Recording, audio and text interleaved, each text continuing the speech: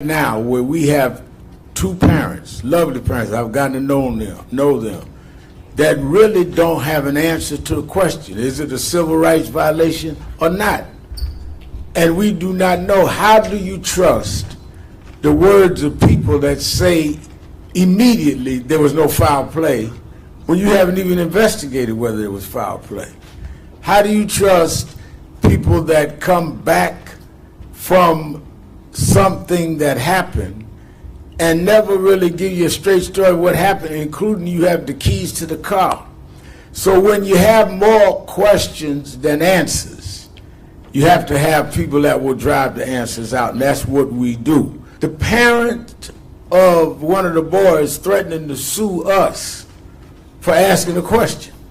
And it's like this brings back so many vivid memories for me and my own family, having lost Jordan to unnecessary gun violence in November 2012, Black Friday, simply because he was black and playing loud music in his car.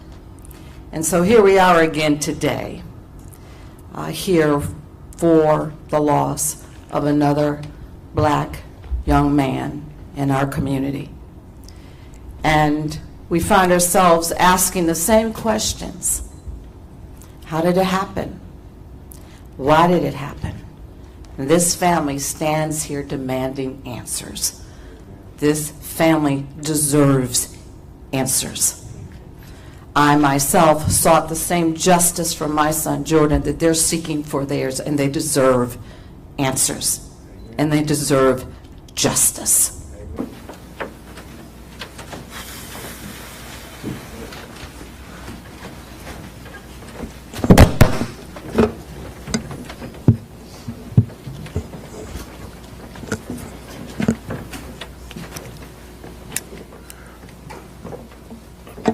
Good morning. Let me say the case that we have been dealing with now for the last several weeks around Nolan Wells is indicative of many cases around the country that have raised serious questions with racial overtones. Attorney Crump and I are going tomorrow, where I'm doing the eulogy for a young black man in Madison, Wisconsin, homeless, and they say had a knife, and there's the tape of him being shot, 3 cops surrounding him, shot and killed, 4 shots. And these cases building up in a climate of an administration in Washington that we cannot feel will objectively investigate. There was a time that we could say if state authorities fail us, we can go to the Justice Department. Even under George Bush, we went to the Justice Department. We, at this point, have to hope that one, we could deal with civil courts, or secondly, that there's a balance of power with the Democrats taking the House in November, and maybe the Judiciary Committee under that can at least put a check and balance on cases that need to be investigated. But we are right now where we have two parents, lovely parents, I've gotten to know them, that really don't have an answer to a question. Is it a civil rights violation or not? And we do not know. How do you trust the words of people that say immediately there was no foul play when you haven't even investigated whether there was foul play? How do you trust people that come back from something that happened and never really give you a straight story of what happened, including you have the keys to the car? So when you have more questions than answers, you have to have people that will drive the answers out, and that's what we do. And that's why I've been involved, and that's why we stay involved. And it gets worse and worse and worse. The parent of one of the boys threatening to sue us for asking a question. Imagine that now. Some of y'all call us, what do you feel about the parents? One of the boys says he's going to sue you and Ben Crump. Sue us for what? For saying what happened? So we've gone back that far. And that is why we're going to stand with these parents Because usually, you know, I come from Brooklyn, New York. I was born and raised there. I don't come from the South. But my mother used to bring me down south to my grandmother in Dothan, Alabama. And Congresswoman, my grandmother told me, "You see that pen over there?" I said, "Yes." She said, "That's a pen of hogs and pigs." I said, "Yes, ma'am." She said, "Always know something. If you take a brick and you throw it in that pile, the hog that hollers is the hog you hit. There's too much hollering going on in Mississippi that we haven't hit something. I can't figure out which one we hit, but we hit something. Because now they talking about lawsuits. They threatening this threatening a mother of a child, trying to get her job taken. You wouldn't be hollering if we wasn't hitting something. And we're going to stay on that, and we're going to stay on it all the way. In light of that, before attorney, and I call him the Attorney General of Black America, gives us the legal basis, and then we hear from the parents. Congresswoman who lived herself through dealing with the whole tragedy of her own son. That's how we met. On a plane. She was a flight attendant at the time. And she stopped me on the plane and said, "Grandma, why ain't you dealing with my son's case?" And we started a relationship. She ended up being elected right here in Georgia and reelected. They redrew her lines, and she was reelected anyhow. The lines couldn't reduce the favor of the people. Congresswoman Lucy McBath. Good afternoon, everyone. First, I want to say thank you to Reverend Al Sharpton, and also thank you to Attorney Crump for being the armor bearers for this family, the Nolan's family. It's a really, really sad occasion that we're here again. I was just saying to my staff on the way in, it's like this brings back so many vivid memories for me and my own family, having lost Jordan to unnecessary gun violence in November 2012, Black Friday, simply because he was black and playing loud music in his car. And so here we are again today, here for the loss of another black young man in our community. And we find ourselves asking the same questions. How did it happen? Why did it happen? And this family stands here demanding answers. This family deserves answers. I myself sought the same justice for my son Jordan that they're seeking for theirs, and they deserve answers. And they deserve justice. Amen.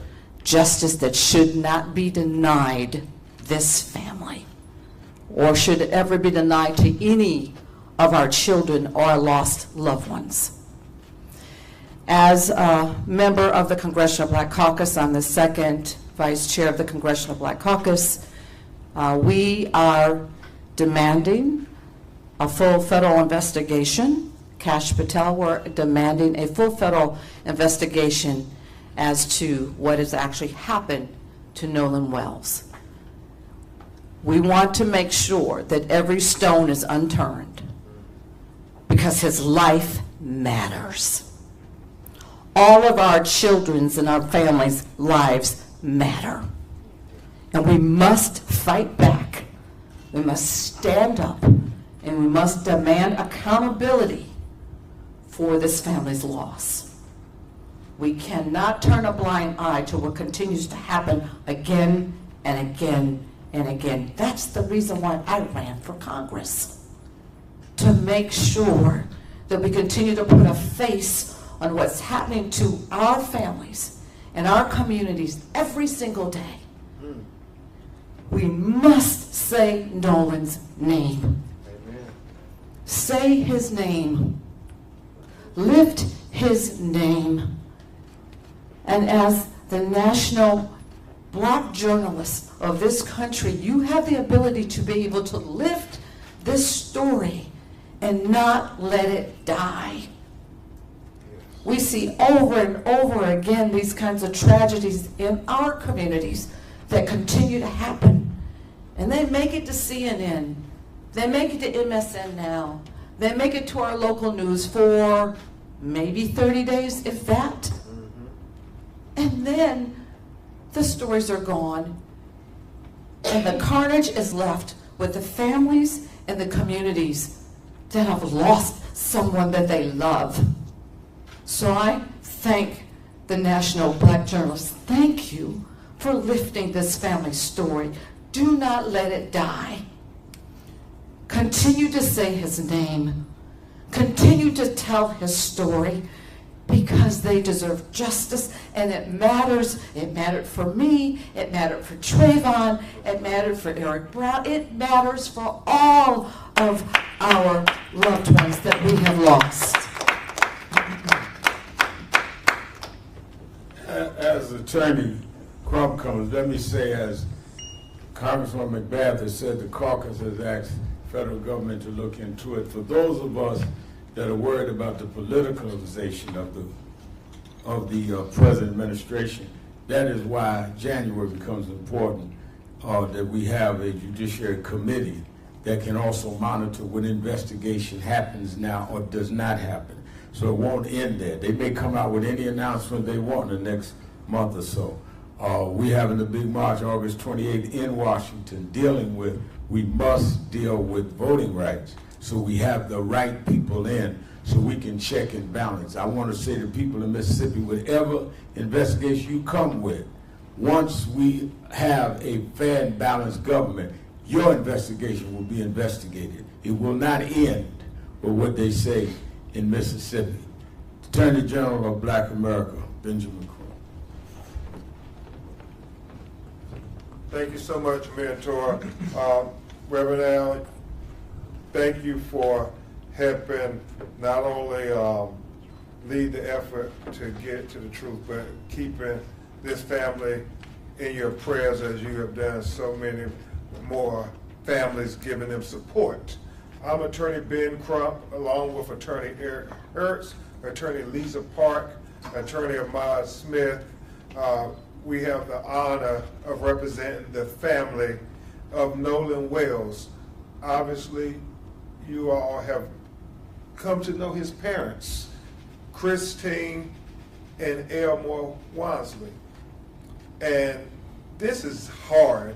I heard Congresswoman McBath, who lost her son Jordan almost 12 years ago, and it's still raw and emotional when you hear her talk about the loss of a child. I mean, he's not coming back, and that is the story. Everything else is just, hyperbole, is distractions. The story is what happened to Nolan Wells. Somebody knows something. Somebody saw something. I'm thankful to Reverend Al Sharpton and Mr. Tyler Perry and Terrell Owens and Byron Allen putting up these rewards. I understand others have now put up rewards, and that's good, because that means we all have the same objective. We want the truth about what happened to Nolan Wells, and it is urgent. It is urgent, because each day that goes by, you worry, will we ever get to the truth? And so that's why we want to thank CBC for calling on the federal authorities and anybody else who has resources to help this family get to the truth of what happened to their son. I know I was talking to Kristen Clark, and she said, no, let's make sure that all taxpayers' money that goes to support federal resources apply to our children too. I mean, let's say that nobody should say, oh, it doesn't matter that much because it's a black child. No, it matters. All of our children matter. And so we are going to continue every day to say his name, Attorney Hertz, Attorney Park, Attorney Smith, trying to work with the local district attorney to give them what they need to do a thorough, fair, full, impartial investigation. That's what we're asking for. Everything else is just a distraction, because Nolan's birthday is next Wednesday, August 19th. It is going to be extremely difficult for his mother, his father, and his family, because this August 19th will be like no other that they've ever had for the last 19 years. I mean, it's a milestone when your child gets to be 18 years old. You try to breathe a little easier, Reverend. Now you say, man, we almost got them there. They're at the cusp of being an adult, cusp of manhood. And you heard how Elmore was working so hard, him and Nolan, his football career. I mean, he had a good start, but this was really going to be his year. I mean, so much hope, so much promise. And then July 4th came, and 4th of July will never be the same to Christine and Elmore. And on the 19th, next Wednesday, his family, we're all asking for prayer for Nolan. I know there's going to be a prayer visual in Ocean Springs. I know Reverend Al is going to work to make sure we're all praying all across the nation. But y'all, let's pray. Can we pray together in unity to say, let's get to the truth of what happened to Nolan Wells? Can we do that, America? Can we at least come together in unity on his birthday?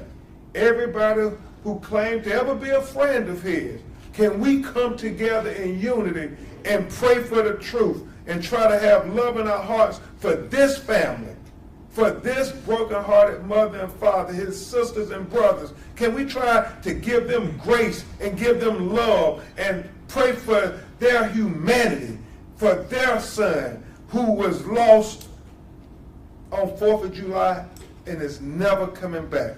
Is that so much to ask?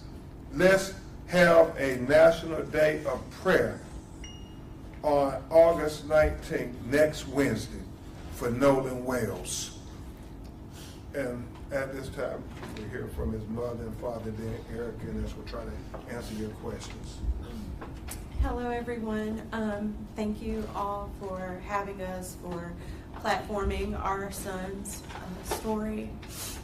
As many of you know, his 19th birthday is next Wednesday. And it's, as the days gets closer, it's definitely getting harder. That realization is really sinking in, that we don't have our son physically here anymore. And I think a lot of people have forgotten. Only thing we want to know is what happened. That's all we want to know, is what happened to our son. Because many parents out there, you still have your children. You still can hug them. You still can call them. You still can celebrate their life with them. And we do not have that anymore. Our lives have forever changed. This new normal is something I would never wish on anyone, not even my worst enemy. The hurt that we feel daily, the conversations that we have to have, not just with each other, but also with our other children as they are grieving as well. So we ask that everyone, please, next Wednesday, join us in prayer. As for us as a family, but also for everyone out there, but especially for Nolan and the process that we're going through. And again, we thank you so much.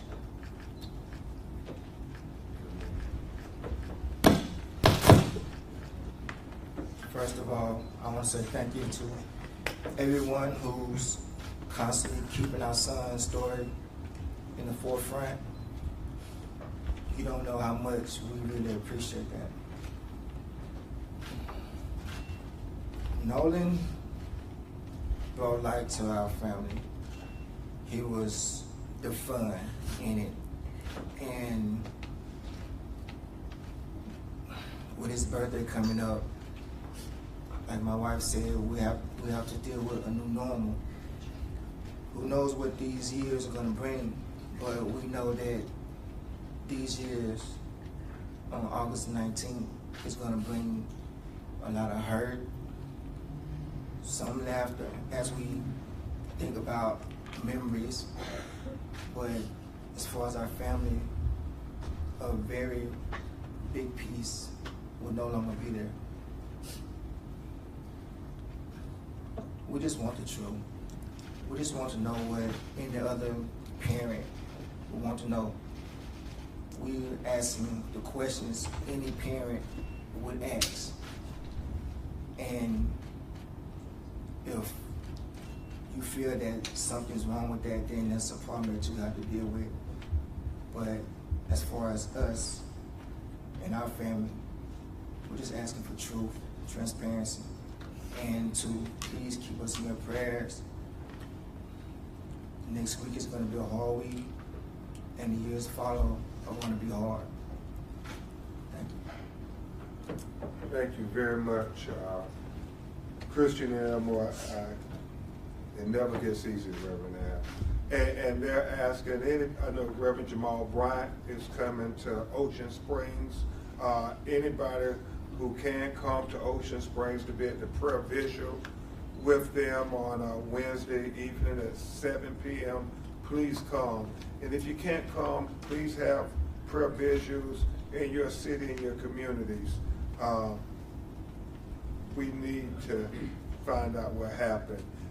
Attorney Hurts, Attorney Parks, and Reverend Allen, as we're trying to answer your questions. The family, obviously, the motion, they'll try to answer questions if they can. Any questions? Yeah, what's up? Hello, my name is Logan John, NABJ. Yeah, give us where you're calling, NABJ News. Okay. What do you believe accountability and justice for Nolan Wells should look like? It's very simple. As we always say, if it was your child, what will accountability and justice look like? Well, that's the same thing they want for their child. Whatever it would be for your child, that's the same thing they want. Whatever investigation you would do for your child, that's the same investigation they want. We're not asking for anything special. We just want equal justice for our children too. And I think that we must be very much emphasizing is they have said, again here with the press conferences and statements they've made throughout, when they started at our headquarters in Harlem speaking to the press, they're not trying to come to a conclusion. The other side did, saying that there was no foul play. They're trying to tell us what happened. And we're going to stand with them on that, and as well as other cases around the country. Yes, sir. I'm Ezekiel Telemacher with ABC 24. There's been a lot of misinformation and rumors spreading on social media. Is there anything that you guys would like to debunk that you've seen that has stood out to you? Let me just say this. Well, I mean, I think that social media has distorted a lot. I think for myself and Ben, we're public figures that you're going to have social media lie on us every day. I don't even know if I'm really here according to social media. But what hurts us is the distortions they've done on the family, where they've harassed her in her job and sent stuff to their house, distorted with the father's question. They didn't ask to be public figures. They only are trying to get justice for their son. So I would just say, whatever social media people are trying to get likes and hits and all, do that against people like me that offered ourselves public. They didn't ask for this. All they want is what happened to their son. And I'll simply say this, because that question has come up, and I released a statement, and I want to be clear about it. We defend the First Amendment rights of content creators reporting on Nolan Wells' case. We stand with content creators, independent journalists, and citizens who are responsibly reporting on the Nolan Wells case and asking legitimate questions in pursuit of truth and accountability. The First Amendment protects robust public discussion on matters of public concern, and those protections are not reserved just for traditional media. We are deeply concerned when cease and desist letters, threatened lawsuits, or other legal pressure become tools to intimidate or silence lawful scrutiny. There is an important difference between knowingly spreading false information and asking questions, examining. I want to make sure I get it exactly as we said.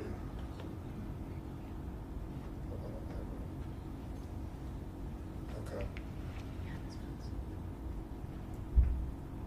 There's an important difference between knowingly spreading false information and asking questions, examining evidence, identifying inconsistencies, expressing opinions, and demanding transparency. Reporting should not be silent. Reporting should not be silenced, and legitimate questions should not be met with intimidation. Those seeking truth and accountability in the Nolan Wells case have every right to continue asking questions and demanding answers, because we are America and we have a right to the First Amendment. That includes black people and all people. Hi, Denise Clay Murray, Philadelphia Hall Monitor. My question is for Congressmember McBath. Has the formal request for the FBI from the Congressional Black Caucus been delivered to the FBI, and what deadline have you given them for a response? We've actually we've actually written a letter, a formal letter, and it's already been executed. We've already sent it forth. We are giving them time to respond. We did not give them a specific deadline, but we did say that we are expecting to have an answer as soon as we possibly can. Attorney Krupp, Ryan Young from CNN. Thank you to the family again for standing here and talking to us. There's been a lot about the meeting that you were supposed to have with the DA's office and the cooperation that they were supposed to be giving. Can you update us and tell us whether or not the family has had any contact with the DA's office? Are they talking with you? Have investigators put their arms around you at all? Attorney Eric Hertz and Attorney Parker. I'm Eric Hertz with law firm Eric J. Hertz, PC, and I am heading the independent investigation in this case. I think the first thing, before I get to the exact question, is what's worse than losing a child? Probably nothing. But what makes it horrible is not knowing, and transparency is the key. So with us going into this case as doing an independent investigation, we first thank all the people on stage, all the people that have helped, and we thank you, the media. We have had much communication with the district attorney, and I feel that is confidential.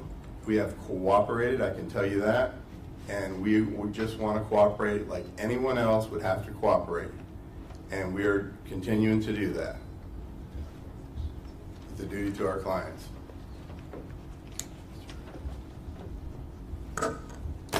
So just to address that specifically, you may already realize and already know there was a meeting on July 15th in Mississippi with the DA's office. At that meeting, there were several things discussed about the investigation regarding Nolan Wells and what happened to him. In that meeting, there were several things that were set out and agreed to, and we expect the DA as well as our own team, to follow those agreements. Yes, sir. It's Greg Dum- and it's Greg Dunmore from Post Beat Media out of Detroit, the ABC sister station TV 20. Evil prevails when good men and women remain silent when the facts come out, and they will come out. If it indicates that something sinister did not happen and it was a freak accident, will you believe that the truth is still not being revealed? Because if the truth is not going to indicate on some level that something sinister was done, will you not believe it to be something else if the truth is If that the- it was if the not? truth comes out Yes. and it's clear, then we will accept the truth. That's all we're asking for. And we only have said that the people that are attacking them for raising the question of the truth say the same thing. I think that we've leaned over backwards in every press event, at the funeral, me doing the eulogy, saying we weren't going to prejudge. Yet they keep getting lambasted. Imagine this. You're losing your child and you're being attacked for asking what happened. I mean, they're not political figures. Why are they under attack for asking for the truth? So it's not about us accepting, it's about whether or not those involved can accept. Yeah. Yes, Nolan with the Black Wall Street Times. Wait a minute, they always try to shut us all out. We'll not be silenced. Yeah, it's on. Yes, Nehemiah Franklin. Don't move the mic. Okay. Try this again. Okay. Yes, Nehemiah Frank with the Black Wall Street Times out of Tulsa, Oklahoma. Condolences to you both. My question is for Mr. Wansley.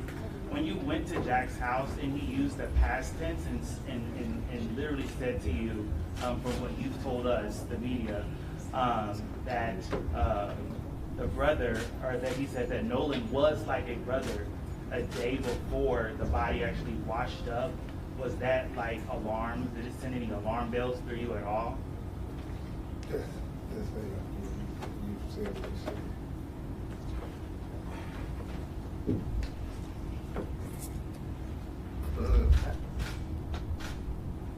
Put yourself in a father's shoes and you just found out that your child is missing.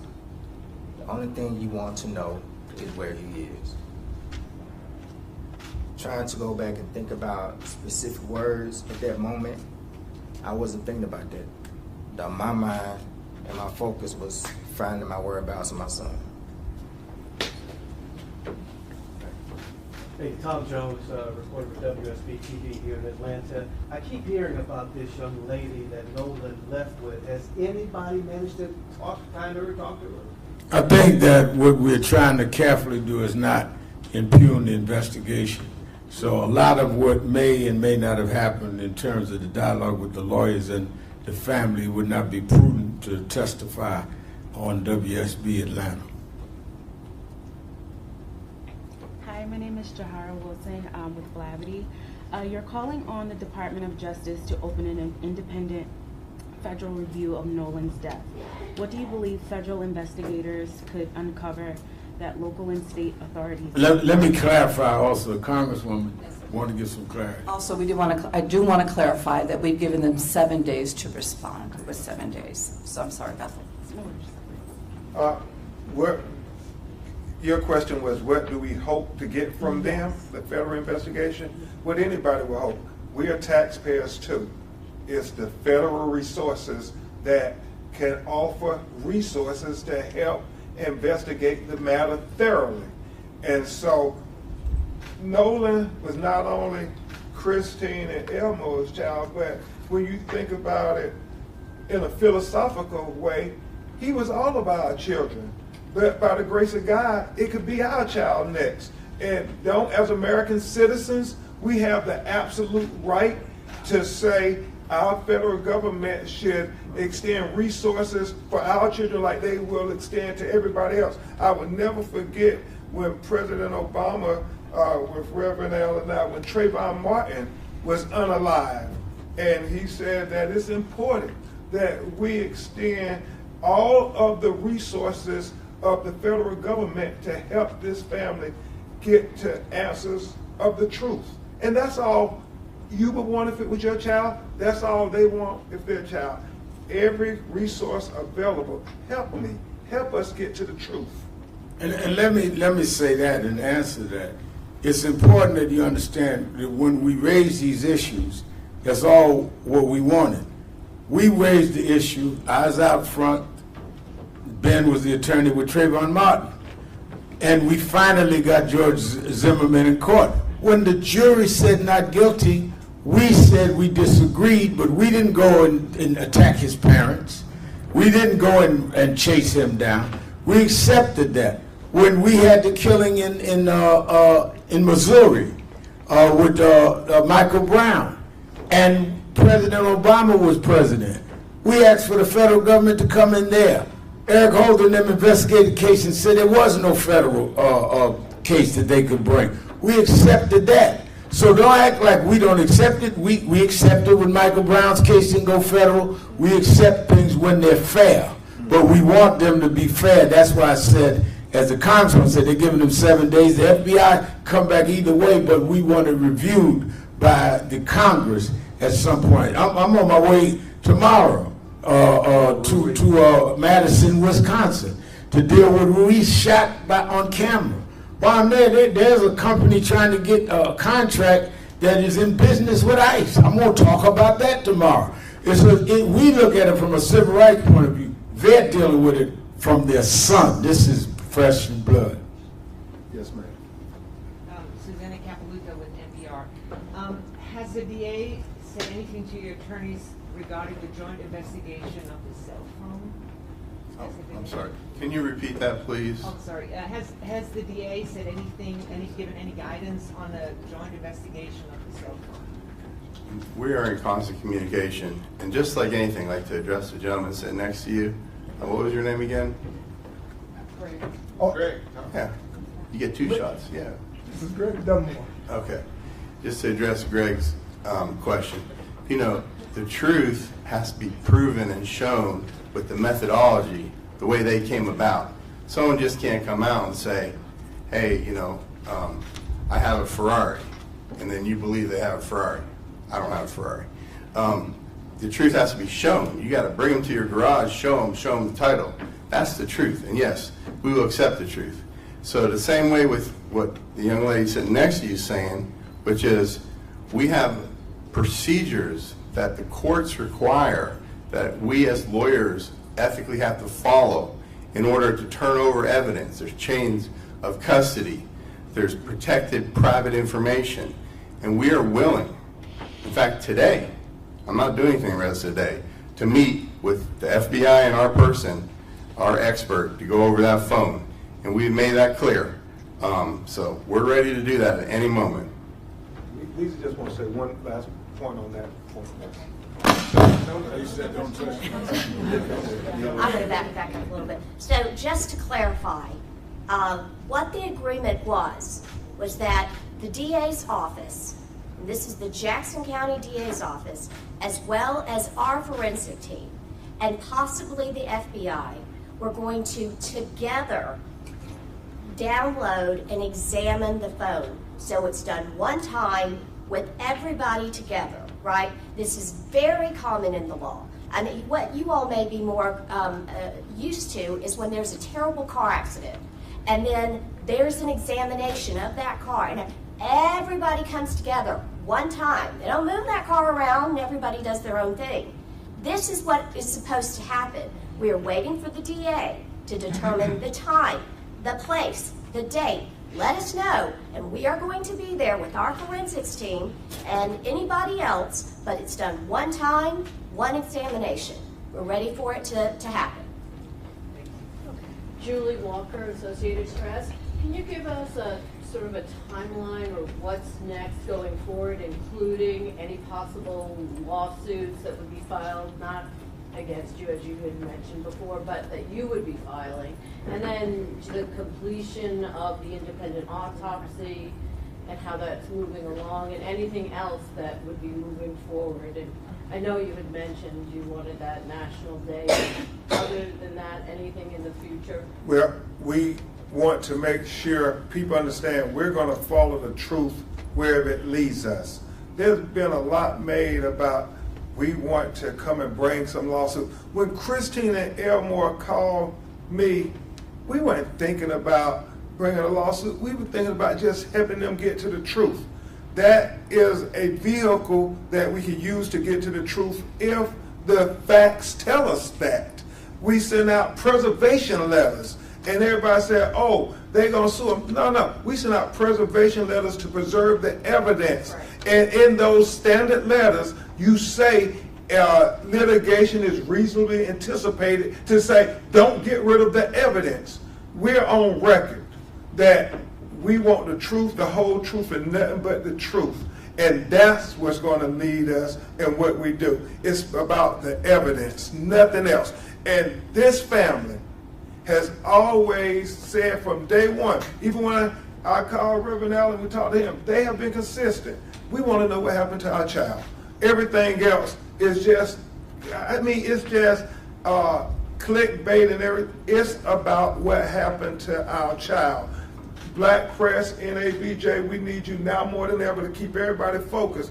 What happened to this 18-year-old black teenager in Mississippi? Because there have been questions when you look at the history of the Deep South where young black people are unalive and nobody ever gets any answers. Well, we want Nolan Wells not to be like many others that came before him.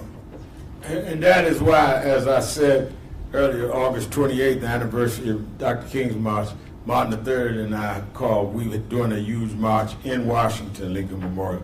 This will be highlighted in other cases because these things keep happening, and to protect the right to vote. So we intend to stay out on the battlefield as long as necessary.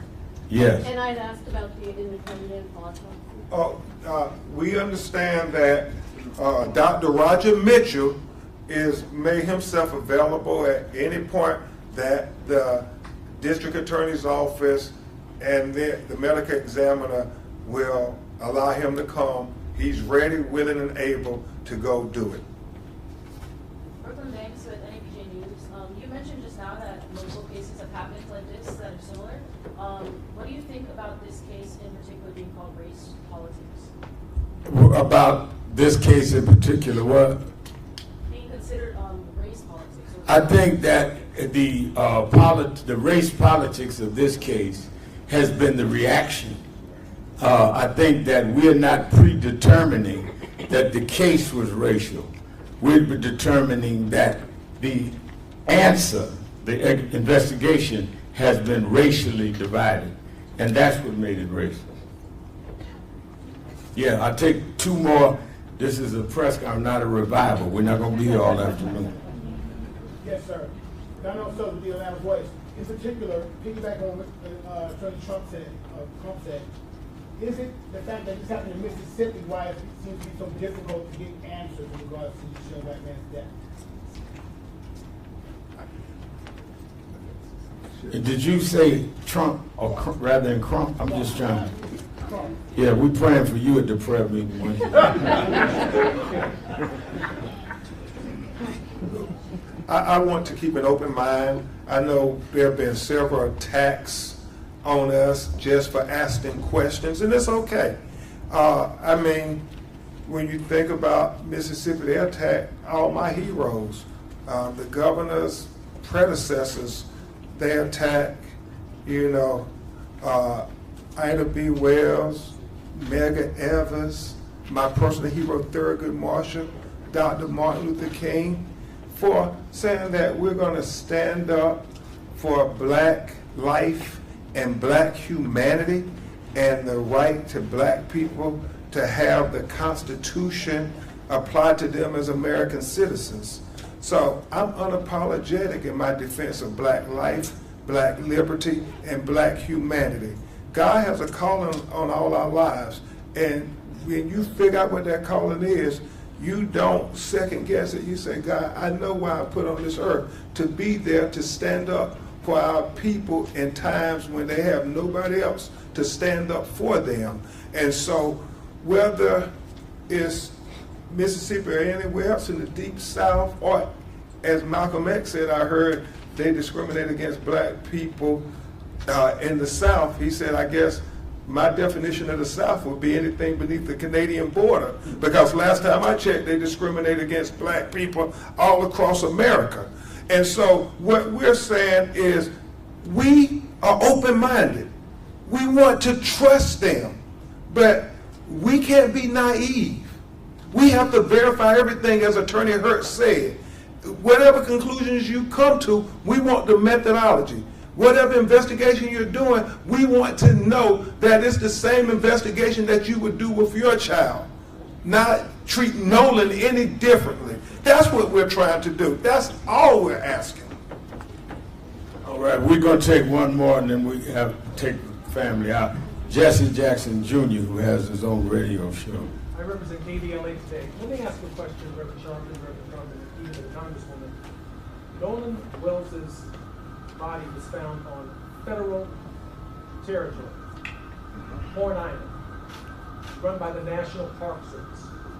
Are you aware of any death investigation opened up by the National Park Service into his death on federal land? First question, actually two parts. There have been 7 arrests made for the swimming pool, also run by the National Park Service. Why the disparity between arrests over the reflecting pool in front of the Lincoln Memorial and 0 arrests, subpoenas, regarding the National Park Service in the case of Nolan Wells? The answer, and I have the lawyer's answer, is that is why we raised it, thanks to the CBC and Congresswoman, to a federal level, because the federal government has to answer those questions of involvement, because Horn Island is federal property. And while they can have a grand jury indict around the reflection pool, then announce they're pulling back the charges, now have with a new special grand jury. They done went to a pool twice and haven't come to Horn Island one time, and it was federal property. So I think that the contradiction there is why we keep raising the questions. And also, too, as a matter of record, you know, being in Congress, there is federal oversight. And I sit on Judiciary Committee in Congress. We also have the Senate Judiciary Committee. And oftentimes there are a lot of these kinds of investigations that come before us because we have the authority for oversight. So since this is considered, at this point, would be considered something of national federal interest, that is the reason why we're asking for the accountability to make sure that this is not just swept under the rug. Thank you. And I'll say in conclusion, thank you to the media. Now more than ever, the 4th branch of government, we need you. NABJ, we need you now more than ever. We're talking about Nolan Wells, but remember, there were 2 other 18-year-old black teenagers who were unalive in highly questionable situations. Tyler Smith and David Urban.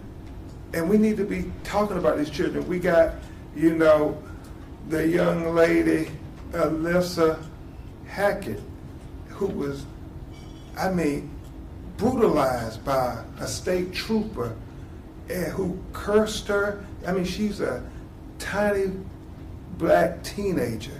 And, you know, Reverend Allen, as we were looking at the video, as a girl dad, I mean, if a police officer can't have an interaction with a black teenage girl without body slamming her, cursing her, and punching her in the face, what does that say about where we're at in America in 2026? This is about covering those stories, even when people who may run your news outlets don't want you to cover the stories. We need you to give us a voice in the tradition of Ida B. Wells. We can't have the police just writing the narratives and the reports. We need you all writing those narrative reports. And you got to challenge your white counterparts and say it. Ida B. Wells said famously, Reverend Al, the killers write the police reports. No, we need NABJ to write the reports and the narratives. Thank you. Thank you.